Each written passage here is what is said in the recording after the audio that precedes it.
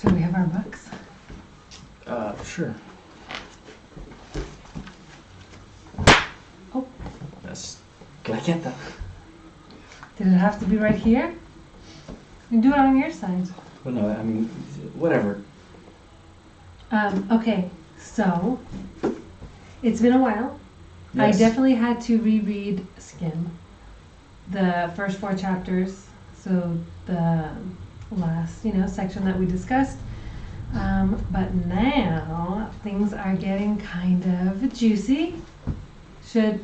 Would it be a big spoiler if I say there's a battle? We're jumping right to the end there.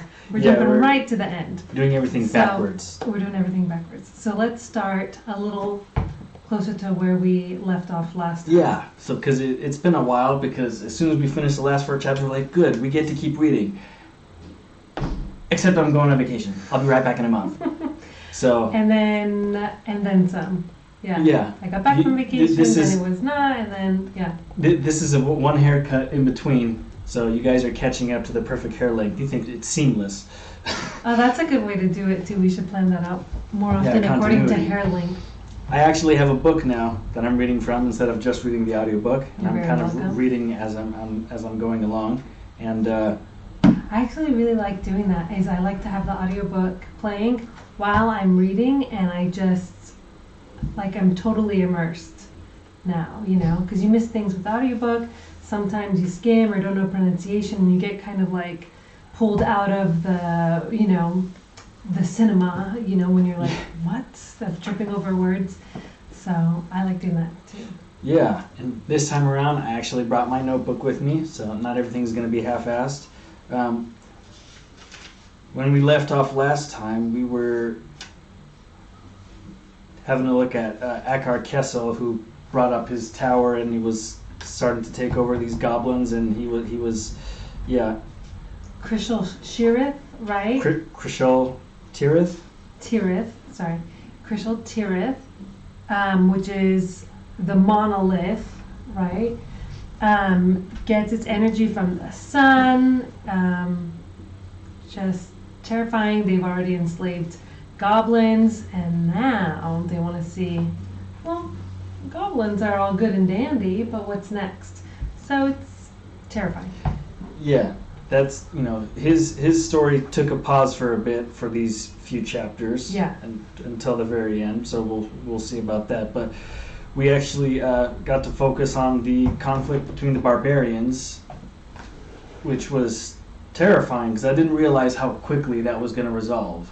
Me either. And it kicked off really fast and ended really fast. No complaints, but surprised. I definitely thought that would be a much larger portion of the novel. I thought we would take time kind of going into the tactics and the destruction and, maybe even some politics in there.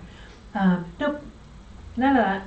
Yeah, well, we got to see a little bit of politics going on, but that I guess the takeaway from the conflict, we'll go over the chapters one by one here in a minute, but the takeaway from the conflict is that I think that Don't mess with the dark elf, basically. Well, there's that, but the wider conflict of the barbarians themselves is done, I guess. But I think that now it's down to a personal level.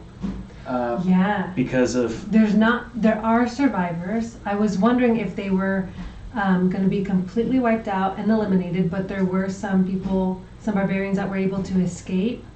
And one new character, again, we're jumping right towards the end, that we get introduced to, who looks like he's going to be kind of a big deal. Yeah. Because he had a very, very special introduction because Brunor likes him, and Brunor doesn't like anybody. Yeah, they actually fought when we got introduced to him, but we'll get to him. Let's go next up. There's a chapter called Someday. That's the next chapter. Yeah. After where we left off, and not a lot happens in the chapter, but there's a lot of good stuff happening with Brunner and Drizzt. I like how I wrote down Brunner's Climb. That's the place where Brunner hangs out, and that's why they named it that, because he's just sitting there all the time, just looking out. And it sounds like it's somewhere he goes to be alone. Yeah. And then just boop, Driss just kind of pops up behind him and says, and is like introduced, and then Bruner is like, I know you're here, elf. I love their chemistry though, because they're both the more like Regis is the talkative, outgoing, right? Type, the extrovert, if you will, and we have Bruner and Dritz, where they're both a little bit more like somber, more serious, men of few words, very selective with what they say, very smart, and very choosy with who they trust, who they like, who they kind of let in their inner circle. And I love that they kind of like chose each other, and they seem very close, even though Bruner won't admit it. Dritz, in his inner monologue, kind of admits, how much he respects and likes Bruno. Yeah, they got like a bromance going on, and he's trying to get Bruno out of his shell to kind of just compliment him. Just one nice word, please. Not please, Dritz is a little thick-skinned to beg, but he'll kind of, you could just kind of imagine the elbow bump of him saying like, oh yeah, like teasing him and waiting for him to kind of like say something nice. Yeah, well, I wrote down something that I thought was great that Driss said to Bruner when he's wondering if he's gonna be able to restore one day Mithril Hall, right? Which is their home that was lost, taken over, and they don't actually know how to find it. Yeah. So it's not even like they have a place to restore.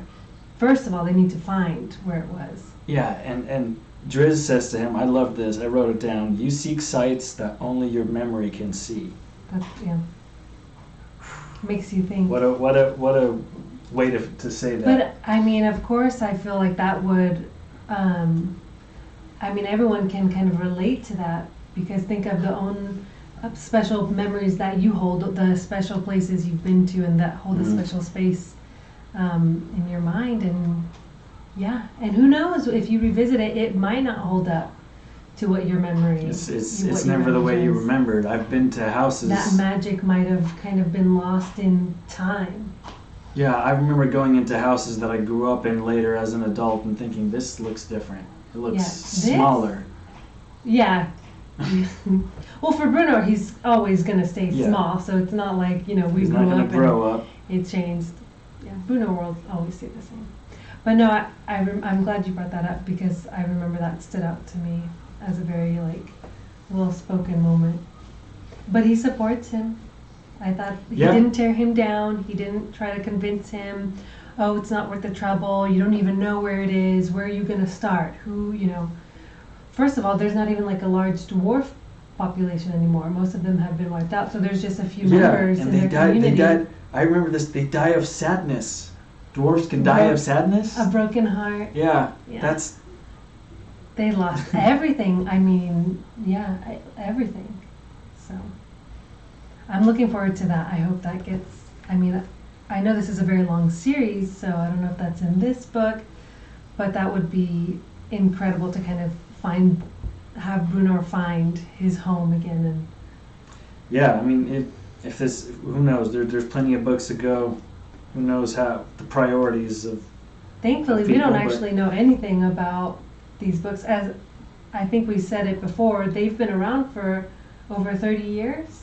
Wasn't this actually from the 80s? I think this came out in 88 or 87, something like that. So 30-something years, and I haven't had any spoilers, so somehow I've made it scotch-free. Yeah, same here. And I was wondering, because we were trying to decide when to stop reading, when to separate up the book, and I was too scared to look up Google to see if there are people to have any spoilers. So we went into ChatGPT and asked it to separate the book up for us without any spoilers. So hopefully it makes sense. Yeah, hopefully it's accurate. And this isn't the first time we've used AI. If you notice, some of our beautiful artwork was also done by AI. We're getting a little reliant on the technology. Yeah, but we're too lazy to do it ourselves. Not very talented, so that kind of worked out. But hopefully no spoilers, yeah. Yeah, no spoilers so far. The whole thing with breaking down, like we have our little schedule But I also say keep it open if there's any like end, like a chapter end where it's like, I need to talk about this, stop. Yeah, well, That's where to the stop. good thing about and GPT then- is that it actually recommended a great spot to stop. Not only that, but the book had actually, like, I didn't even realize this, but that's where the part one ends.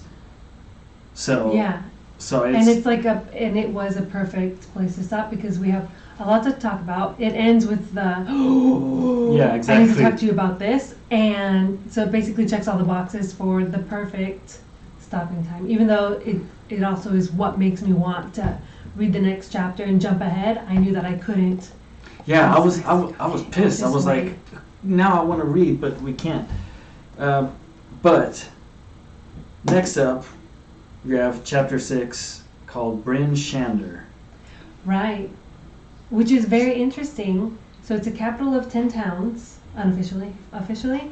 However, it is not next to a lake because, again, everyone's livelihood in this landscape is fishing and trade. And so it's basically fishing for the knucklehead trout.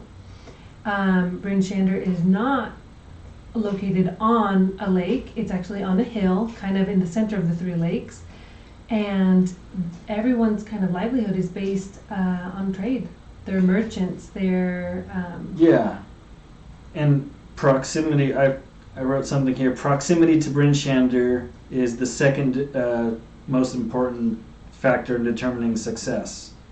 So because Bryn Shander is like the hub of 10 towns, all the Yeah. trade happens there. So second to how close you are to a lake with trout, that's the next best thing is to being there. being close to Bryn Shander because you All got the you travelers gotta sell it come somewhere. in. Yeah, there's like a lot of traveling. A lot. It's like a stopping point, big stopping point for anyone coming into 10 towns. And the way they explained it, it was just huge on trade. So Yeah, it seems better fortified as well. It's Yes. got walls. on top of the hill, it's fortified in the center, and just huge. I just thought it was fascinating that there's no real industry because, again, the only industry in this area is fishing, right? That's the only real Mhm. kind of main work. And they're not really involved in that at all. And then the leader of Bryn Shander basically is, running like the area. Yeah. So everyone kind of comes with him, respects him with a little bit of fear, which is kind of a good mix, you know? Yeah, He's not and a then- tyrant, but Yeah, he can't Yeah. really be a tyrant because there's just not a lot of power in the 10 towns is already like. well, they're There's very not- spread out. So that's also Yeah, kind they're of- not like a big. But I mean, it says also that Bryn Shander's militia can take the rest of 10 towns. which is huge. Yeah, because like I wrote it down because I think that might come into play at some point. Well, there's a whole lot of politics. I didn't realize how many of the leaders we would get to meet because they were always kind of like all the towns were kind of spoken of, like those places over there, from Regis's point of view, from Drit's point of view, from I don't know if we got too much from Bruno's point of view regarding that, but they were kind of very far away, not too accessible. Regis is watching the fishing ships. He doesn't really go, talk about the cities much. Dritz is really not welcome, so he's definitely not like Oh my God, traveling yeah. and going in because he's a dark elf. So his people have like this terrible reputation. He's not accepted, and of course he sticks out like a sore thumb. Yeah, And so he just doesn't look like anybody, and he's not. something I noticed. Yeah, he's not Apparently, welcome. Driz himself also renounced the way, so they must be pretty bad. Bad. Although I was thinking, I'm like, geez, nobody likes him. But even the barbarians, like he took one look at him and he was like, "What, drow?" Ugh! Yeah. And so I'm like, but you guys are the worst. You're So how literally- bad can they be? You're literally barbaric, Yeah. and you're saying that the dark elf is like, Yeah, on site. But So- apparently he's renouncing their ways too. So they must actually be pretty bad. It's gotta be because Is he's been a wonderful character, very. Is it just reasonable. because they use magic? I suppose. I think that's the only difference. He gave us a little insight. Now it's not coming to me right now. I don't know why, but he gave us a little insight as to why he renounced them. Oh, the cruelty of one of the leaders. Remember, he had taken over was it a dwarf? No, Guinevere? You're talking about the No, old panther? Guinevere was involved in that as well. So it was when Guinevere's the magical panther, the previous master was conquering gnomes, dwarves. Now I can't remember, and a lot of people escaped. If they were gnomes, the gnomes escaped. They not conceded. But anyway, right? He was a victor. The previous master was a victor. And then he sent Guinevere to chase each individual escaped gnome or whatever they were. And Driz was not having any of that. No, and Guinevere's spirit seemed like it was kind of broken because Guinevere was always kind of just a hunter. Described as a hunter, not an assassin. There we go. Which was explicitly said. So Guinevere's spirit was kind of broken and says, I'm a hunter, not an assassin. And he just used that power in a very cruel fashion. And even Dritz then had to renounce his own people and their ways. And the way he did that, he ended up killing him and took Guinevere and then left. Yeah. So and then never to be seen again by his people. So, yeah. So he's not welcome anywhere, probably because of that. Yeah, actually, I didn't think of that. Can't go below, can't be above. Now that's probably why he's like doing stuff during the day. Kind of on his own too. Yeah, because at least he has his gang though. He has Bruno, Regis, and Canterbury, who we have not met. And we didn't meet her.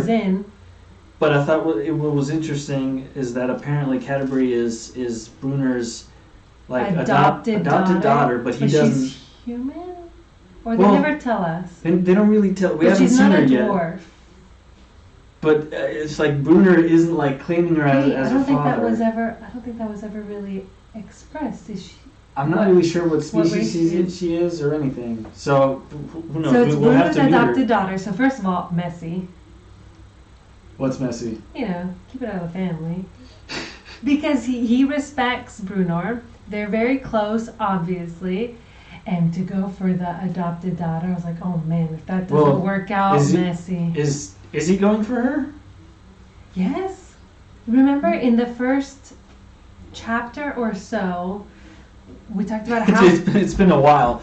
Like I said, it's been a long time. I've had a haircut in between, so I need a refresher. So he did... Well, and he doesn't get haircuts that often, so that tells... Well, because I definitely remember Driz saying that he respects her, and is like one of his best friends, but... It's like his other half. He trusts her more than he trusts himself sometimes. I thought they were together. Well, last time you were saying that you don't trust her. Simply because... No, I said that's his vulnerability. Did I say that I don't trust her? Or I said there's the opportunity for like the author to kind of like for someone stick a knife in it and twist it because yeah. that's his biggest vulnerability. He trusts her, he loves her, he cares about her. Michael, turn off your phone. And so... What are you calling Michael? I don't know a Michael. My name's Mike. Sorry. I keep forgetting. Yeah. I'm thinking of, yeah. But I've just always been Michael to her. Do you want to voice dub that over? We'll have my lips go, but then they'll be like, no, it went. They know from last time. What are you talking about? You never said that. So that's why I thought they were together romantically. But we haven't seen them yet. We haven't seen because her. he and I can't specifically remember the wording, and I don't really want to flip through the book, but I definitely had thought romantically. That's the thing, because we haven't seen her, does she reciprocate? Where's she at this whole time? She just hasn't. The gang's that's all a good question, in 10 towns. So anyway, I'm very excited to meet this character because... I'm sure we'll get to her at some point. I mean, they mentioned her a lot, so she must crop up at some point. She has to be real. Yeah. Yeah. It's not a figment of Dritz's imagination now that Bruno has even spoken about her. Mm-hmm. I just thought it was interesting. Adopted daughter. Now tell me, I want to know the context. What happened? What happened to her to Bruenor? How did she get adopted? Yeah. So I'm very excited. So after that, now where are we? So that was... Yeah, I mean, that was Bryn Shander. I think the only thing that I wrote down here that we didn't mention yet is that I wrote that Regis might also possibly be a problem because of this pendant, which is starting to be a little OP. What's OP? Overpowered. Like, this thing is pretty dangerous. It's That's not slang? just some... OP? Yeah. You've never heard of OP? I know OP as original poster from Reddit.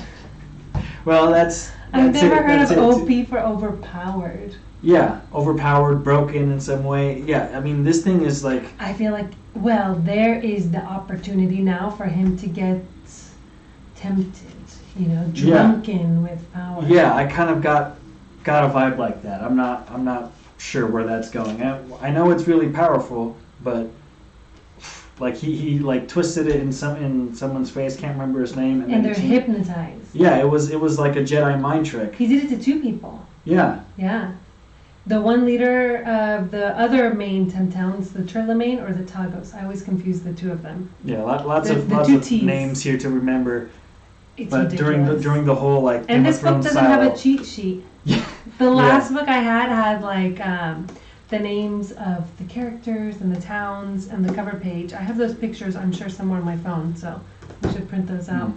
But it was one of the leaders of the second main 10 town, not Bryn Shander, the next one, Trillimain or Tagos, and then I think Trillimain. And then we never got a name. Yes, we did. De Bergerac, the traitor, the human traitor that went to the barbarians and gave them all the information on 10 towns, how to attack, what is the strategy, where their vulnerabilities are, how the 10 towns run, the schedule for when most of the men will be on the ships fishing, and that would be like the best time to attack. All the information. Very dirty. But Regis kind of twisted the little amulet, hypnotized him. They got into a little bit of a fight, and the best part for me is like Regis's brilliant laziness is, well, he's a halfling too, so of course he doesn't want to fight, first of all, humans or barbarians. Right. So what he does is, he gets kind of caught up in front of this traitor, 1-to-1 face off.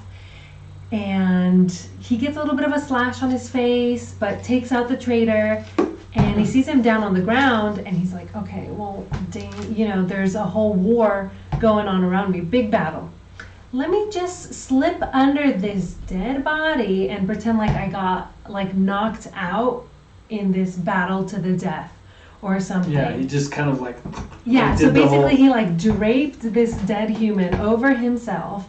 And I love that at the end of it, he even admitted, this may not work, right?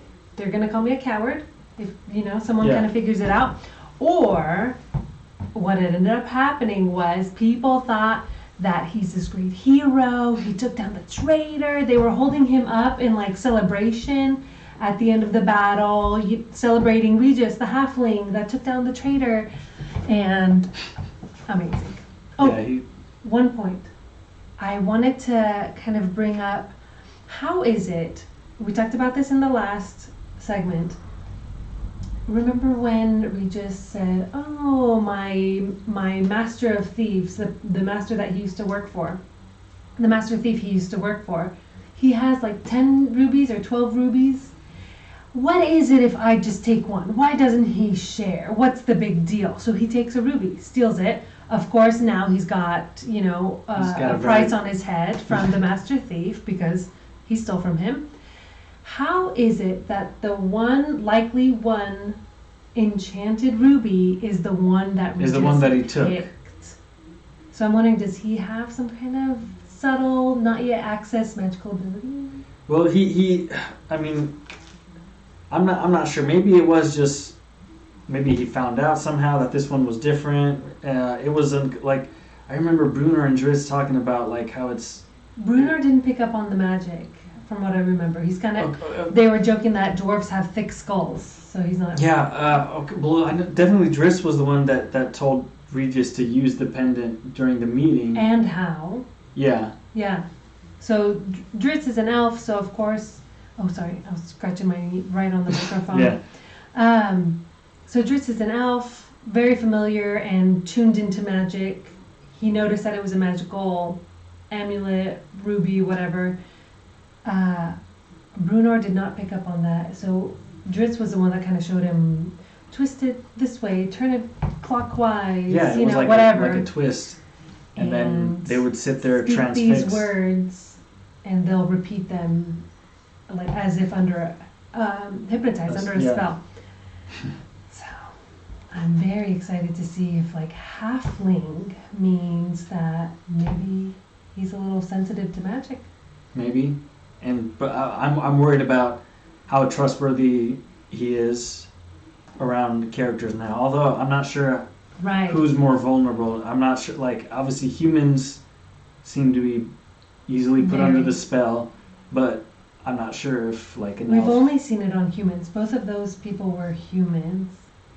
So who knows? Now he's just going to go around hypnotizing everybody, saying, need a couple bucks here, need a fish there, need a nail here. Doesn't have to work a day in his life. Yeah, he's totally being put out as the lazy one. So I definitely see him abusing this power, and I'm curious to know if it's going to kind of catch up to him. Oh. But, well, again, we've been bouncing back and forth, but like sort of like going in chapter order, we have the next one called The Coming Storm, which is when Drizzt That's is able to pre-battle. is able to sort of like sneak into the barbarians planning their... Well, the fun part, when I say fun, stressful part was Drizzt knew that this was coming, right? The barbarians were going to invade. Sends Regis out to convince the leaders of 10 towns. Comes up with this plan, and they question Regis. How'd you come across this information?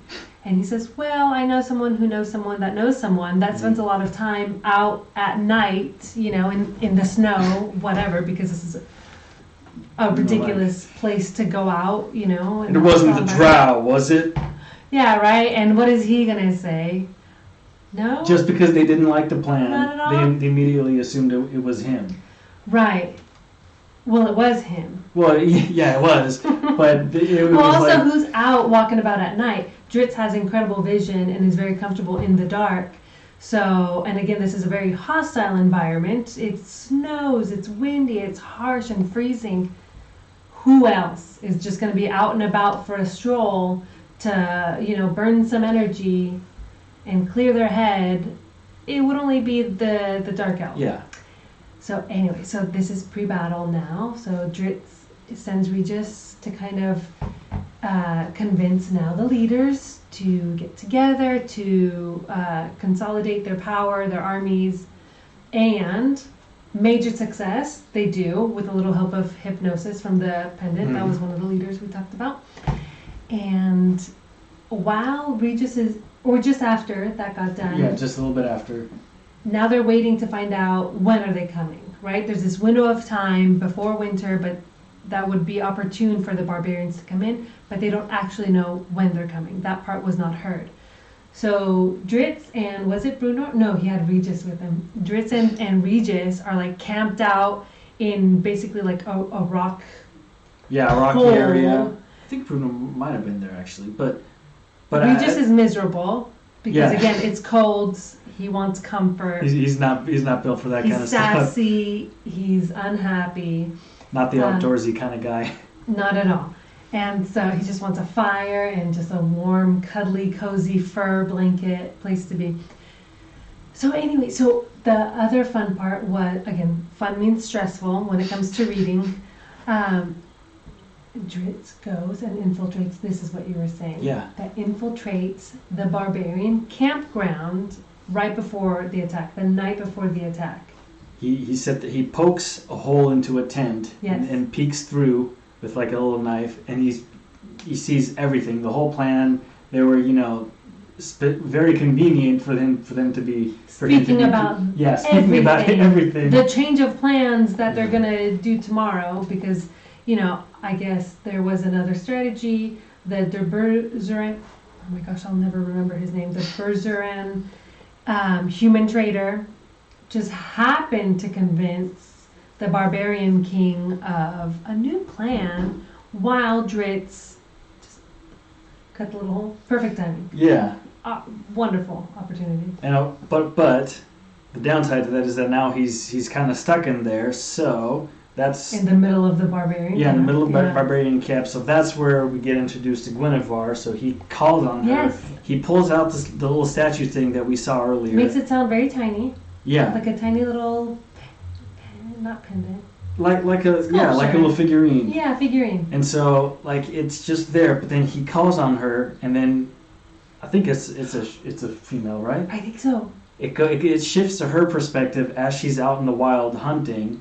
Under a layer. This was wonderful because this was a question that I had from the previous segment. Because remember that demon guy that was sitting on the mushroom? The very first page. Ertu. Yes. He's under layers. And I remember asking, well, I don't understand. Is this just like layers, a different plane of dimensions, a different plane? Is this actually, like, we're talking about the crust of the earth? What are we talking about here? Now with Guinevere coming to, it makes it sound like to me a plane of existence or a dimension. Like she was in the same one or a different one? A different one. She was somewhere in her dimension, or should we call it her plane. And she runs, when called, she runs to the light that, oh, I wish I should have written that down. She runs to the light of her existence in Dritz's layer. It was something like that, if I imagined it correctly, if I understood it correctly. So it makes me think like, oh yeah, she's on her, plane, going out and about. She hears the call and runs to the spot in the plane where she can access other planes. Right, and then suddenly she's there next to Drizzt, and he lets her Huge panther. loose. Yeah, not a figurine anymore. Yeah. Massive panther, Black Panther. Lets her loose as a distraction because two of the security was... Yeah. Not security. The guards. Thank you. The two guards. They don't have fancy jackets that say security and, reflective lights. So they, we're coming around the tent, right? Drizzt calls on Guinevere and the figurine. She comes through.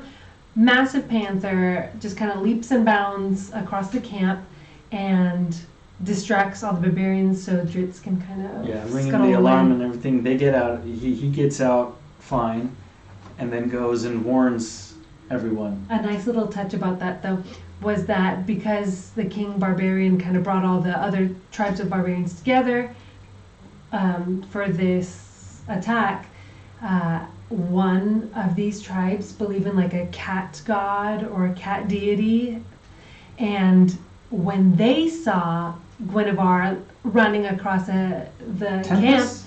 camp, Is it Tempest? I think so. Instead of hollering or hooting or chasing or attacking or trying to throw a spear, what they do is they kneel and they were pray. praying, yes. And that their God showed up, and I was like, oh, amazing, fooled them, Yeah, didn't even have to. Because when I thought that she was going to start attacking. Me too. But that's completely fair enough. Unnecessary. Yeah. First of all, smart because completely outnumbered.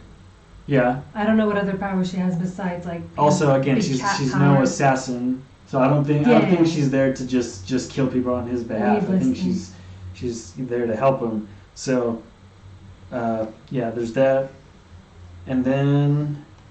So that's when Drizzt takes off. Yeah, Drizzt takes off and warns lay the whole plan out, all the dirty laundry. This is what's happening. So now they are prepared for what's coming, which is the Bloody Fields, chapter 8. This one had wow. This one had a lot.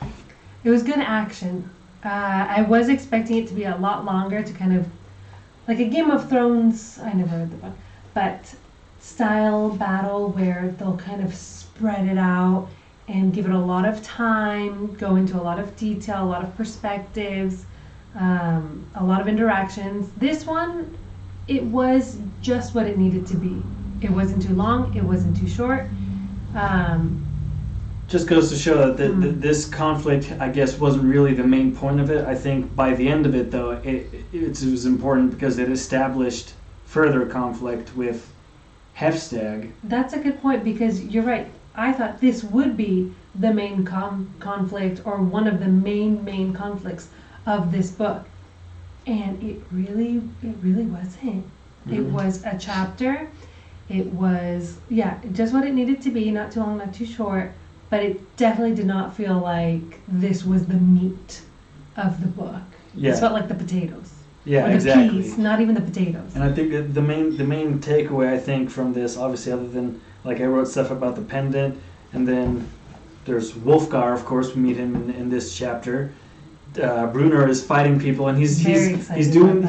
You talked about him last time being about Gimli. He's doing the Gimli thing where he's counting dead enemies. He's like 8, 9. Yeah. And he comes across. Which is why I like him, because Gimli's my favorite. Yeah. So he comes across this tall guy, young. That was barbarian. The main description, was that he was much younger than the other barbarians that were attacking. So you could tell he's very youthful. And he had some twinkle in his eye that showed intelligence and understanding, and Brunner just kind of took to that he felt sympathetic because he was too young to be in such a big battle without likely understanding why, just knowing what he's taught, which is kill, kill, kill. And then the intelligence stuck out because he said something about it's not a very common look in a man's eye. So something gave him that feeling, and he stood out very much to Brunner. So he stood out to me because, again, you don't hear Brunner talking positively about anybody. Yeah, and he's fighting all these people, but then he's the only one that actually bothered to get a description. Yes. And he was like, he didn't kill him, but he knocked him out really fast. Well, I'm like, why would you do? Yeah, he killed him, and he felt some type of way about it. He felt slight, not remorse, but shame. Like, it's such a shame that this life was wasted, in this battle. And then it turns out, we come around, Brunner is walking back to kind of check the battlefield, see what happened, who, whatever. And who does he come across?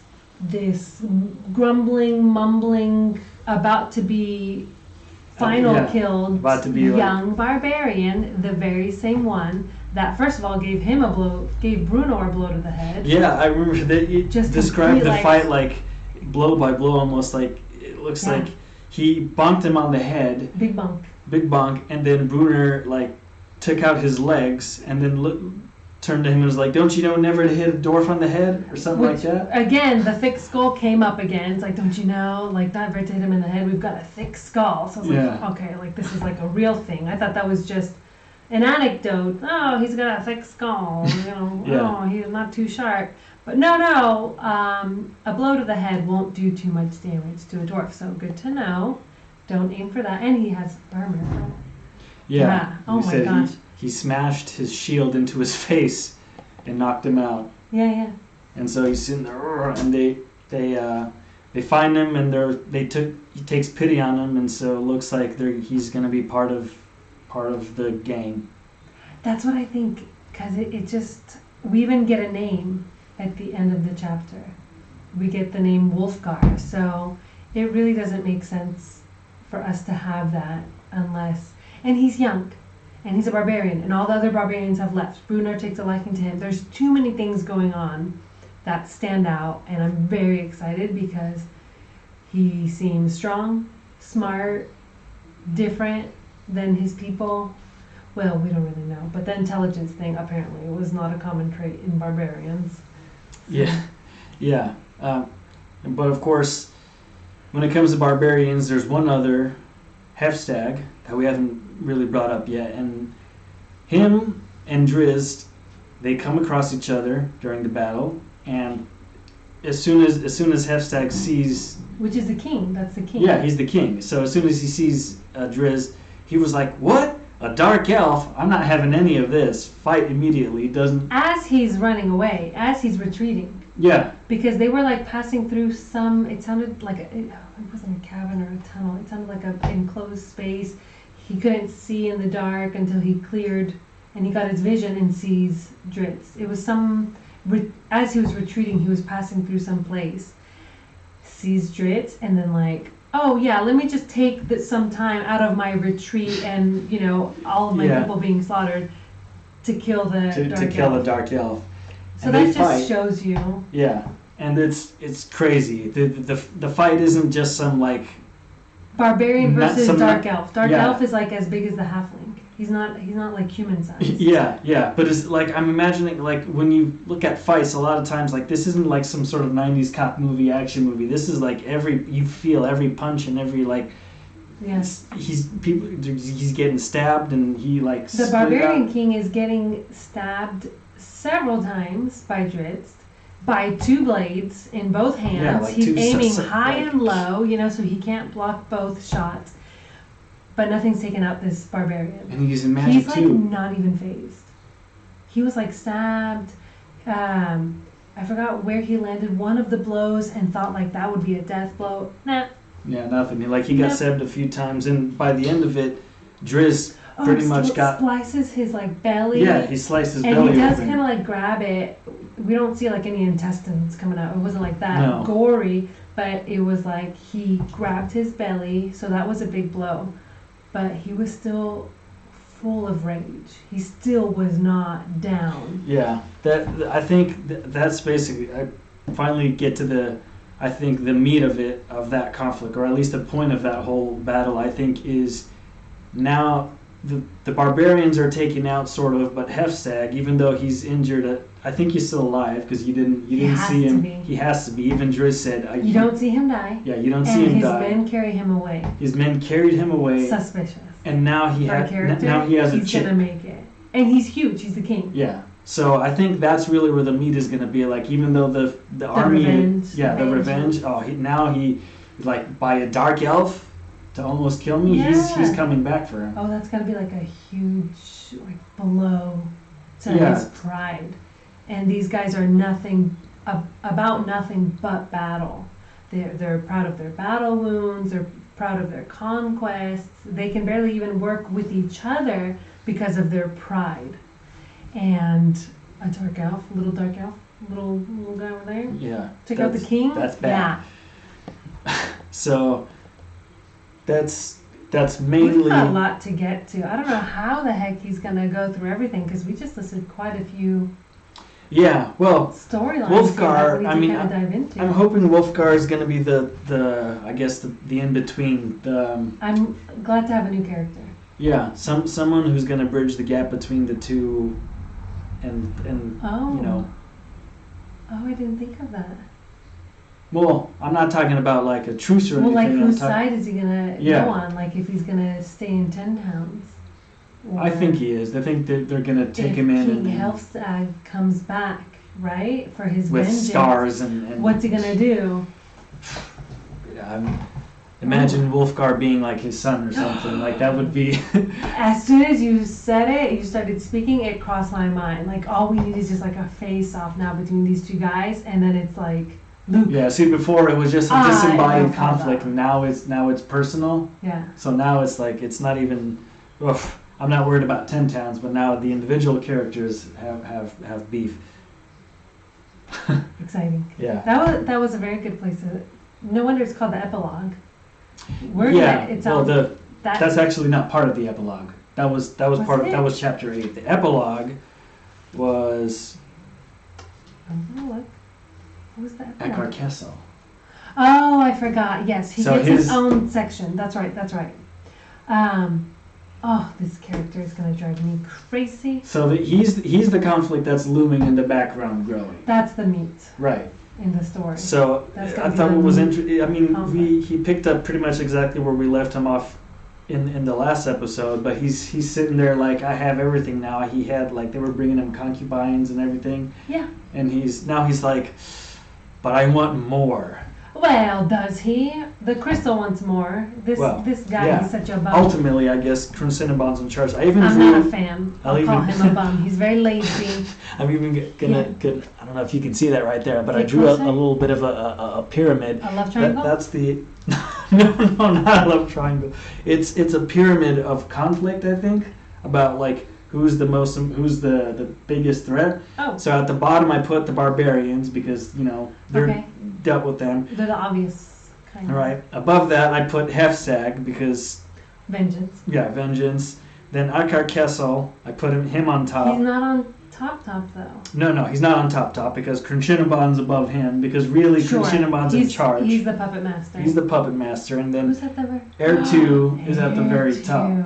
So I think Heir 2, if he gets Crunchinabon, The two together. the two together is going to be like really bad. So Well, now he knows that Crunchinabon is being used, is located. So Heir 2's coming.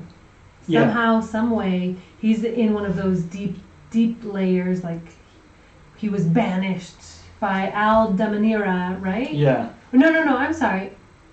Or he might have been. Al Damanira was the one that threw through Crunchinabon Crunchinabon. through like the layers, and that's where it landed on the layer that we're seeing now. I call it Earth, but Yeah, whatever you want to call it.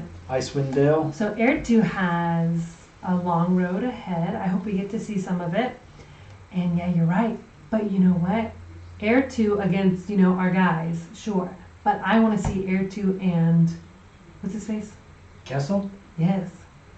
Yeah, Because he's a dummy, but I can guarantee you he is not going to want to give up any power. Oh no. He's like he killed his own wizard master, or I don't know if master's the right word, but to get power, to get one of the robes from the other little wizard buddies that have their own little club, and he's gonna want to take them out first. He's not that smart though. No, he is trying to amass more power. He's like, okay, all these goblins are fine, whatever. Yeah, he's just but not he's gonna like, want to give any of that up. So there's gotta be, you gotta tell me there's something there. Because if he's just like, again, the fool that just gets kind of like dumped on his butt, like what happened when he killed his master and the other two wizards just kind of like, gave him the boot, then I'd be kind of disappointed. I'd be like, no, I don't want Crunchinabon to just kind of give him the boot, or Heir 2 to just give him the boot. I want him to be drunk with power through Crunchinabon and change. He's I want gonna him to hold on go to from it. the fool yeah, to being that power hungry, still probably a dummy, but when you're power hungry, I feel like that makes you kind of, not fox, what's the word I'm looking for? Like foxy, boniros, like sneaky. yeah, cunning. Cunning, Yeah, yeah. you have to find out a way. You'll figure out a way to hold on to that Yeah. power. Now that you have it, you know. I want his character to change. I think we said that even from before, that he was introduced to us as the fool, big fool, and just with like a little bit of good luck, if you call Crunchinabon good luck, a little bit of good luck, a little bit of like experience and growth.